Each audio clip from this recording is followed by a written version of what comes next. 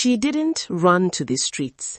She was pushed there by the very hands that were supposed to hold her.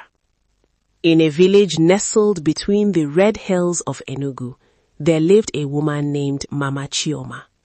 She had 2 daughters, Chioma, who was fair-skinned and quick to smile, and Adaeze, who was darker and quiet like still water.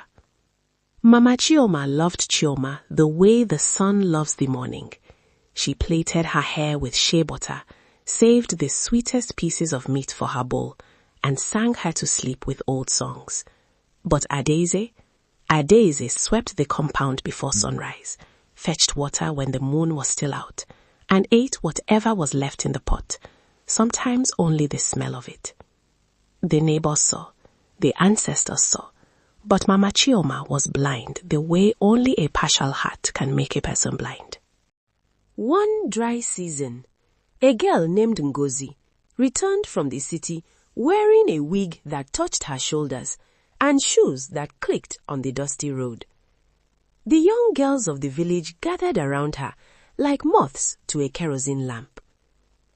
Adaeze watched from a distance, her wrapper turned at the hem, her hands rough from the grinding stone.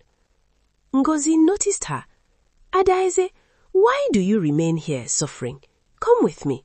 The city has room for girls like you." That night, Adaeze lay on her thin mat and listened to Chioma snore softly on the raised bed across the room. She looked at her cracked palms. She thought about the meat she never ate, the school fees that were never found for her but always found for her sister. The mornings she woke up and no one said good morning, as if she were a ghost haunting her own home. Before the cock crowed, she folded her 2 dresses into a plastic bag and followed Ngozi's footsteps out of the compound. She did not leave a note. She knew no one would read it with urgency. The city was loud and had no memory. It did not care who your mother was or which daughter you were. It only asked, "What do you have and what will you give?"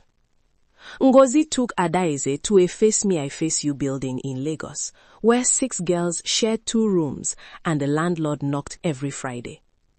The work Ngozi did, the work she introduced Adaeze to, was the kind that happens after midnight, that is paid in crumpled notes and swallowed in silence and shame. At first, Adaeze wept into her pillow. Then she stopped weeping. A person can only grieve so long before survival hardens them into someone they no longer recognize. She sent no letters home. What would she say? I am alive? Yes. I am well? No. I am coming back. She no longer knew. The years inside the city were not kind. They were merely busy. And busy is how people avoid facing what they have become. One rainy season, Adaeze grew thin. Not the thin of beauty, but the thin of something leaving the body that should stay. She coughed through the nights. She tired easily. The other girls knew the signs. They had seen it before. Ngozi tried to find medicine, but medicine costs money, and money had become scarce. Adaeze was moved to a smaller room, then a smaller one, then none at all. She died on a Tuesday, in a hospital bed that was not paid for, surrounded by strangers who did not know her full name, only the city name she had given herself. She was 23 years old. Word travels in the way of birds. It takes its time, but it always arrives. Mama Chioma heard and did not move for a long time. She sat on her wooden stool in the middle of the compound, the same compound Adaeze had swept 1,000 mornings, and she stared at the ground as if looking for something she had buried there long ago. Adaeze, she whispered, just the name. The way you say a word you realize too late you should have spoken more often. Chioma, her favorite, brought her water. She did not drink it. That night, the memories came not as comfort, but as accusation. She remembered the mornings she had given Adaeze a cold look instead of a warm word.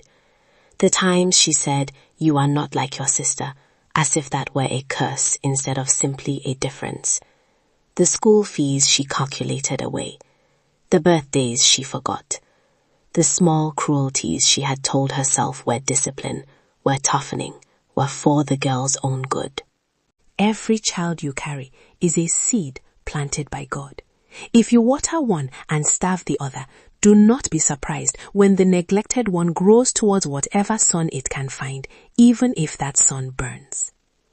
And this is what the elders say. A child who is loved at home will not go searching for love in dangerous places. But a child who is sent away by coldness, even while still under her mother's roof, will one day leave with her feet what she was already forced to leave with her heart. Love all your children. The one who is difficult, the one who is quiet, the one who looks different, the one who reminds you of your own pain. Love them before the city does, because the city does not love. It only takes.